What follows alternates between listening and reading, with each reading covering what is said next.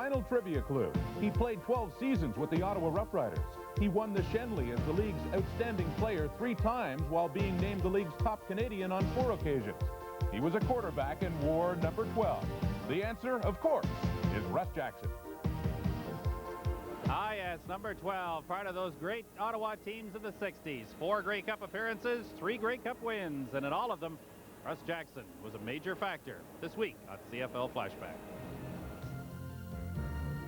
Russ Jackson, well, it's a long time ago. Probably one of the greatest quarterbacks in the CFL. Russ Jackson, history. He had excellent leadership qualities. Maybe that's something that's missing on the team right now. Hi, I'm Russ Jackson. I was fortunate enough to play with the Ottawa Rough Riders for 12 years from 1958 through 1969. Getting to the 60 Grey Cup was a real experience because that was the first one for a lot of us in Ottawa. I started, didn't do too well. Ronnie went in, had trouble with the wet field, and then I played the last sort of 2/3 of the game, and we went on to beat Edmonton.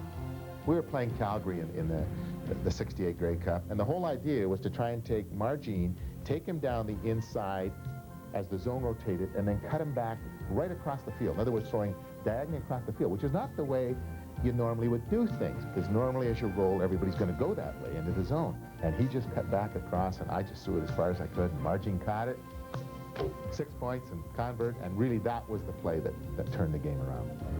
People still talk about back-to-back Grey Cups, the 69 season of the Ottawa Football Club, and that's what I'm remembered for. And to this day, 21 years later, people are still, when they talk to you, they remember that 69 Grey Cup and what happened, and you went out on a high note, winning the Grey Cup, which is the most important thing, but also the individual awards again as well. CBC gave me the opportunity, and the other network as well, CTV, approached me, and I went with CBC to do the color. And I worked with Don Chevrier, and it was just a great experience to maintain that contact with the sport that you had been involved with for so long. And to phase out that way, I think, was really helpful to me. And so I took over as the Argonaut coach in 1975. I enjoyed the 2 years. It took a year to, what I think, get players started on the team that believed in what Russ Jackson and the coaching staff were doing. That was difficult, and that year became a very trying year, and the owner made a decision that it was me who had to go, and I was fired. It took me a long time to say I was fired, but now I can say it.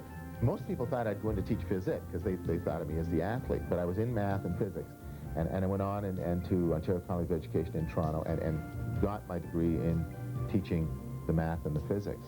And I really have enjoyed the experience of being associated with young adults. We had a problem with our classes and one thing, so we went to a school board and he fixed it all up for us. He seems very friendly, very nice, and great at organizing the school. The school's very wonderful, and hopefully some of our teams will actually win this year. To sit and work with 1,400 young adults and hopefully have an impression on them is something that's really worthwhile. Let's face it, you touch a lot more people as an entertainer, as a football player, than you do as an educationist. That's because you touch basically the 1,400 families that you maybe deal with in a school building. But I would hope that would be part of what I'm remembered for, and that I don't care which one is first or whatever, but I want to be remembered for both. Remembered fondly, Russ Jackson, really back to the last truly great era in Rough Rider football. This will definitely rekindle the old argument about Canadian quarterbacks after everybody watched that piece. All right.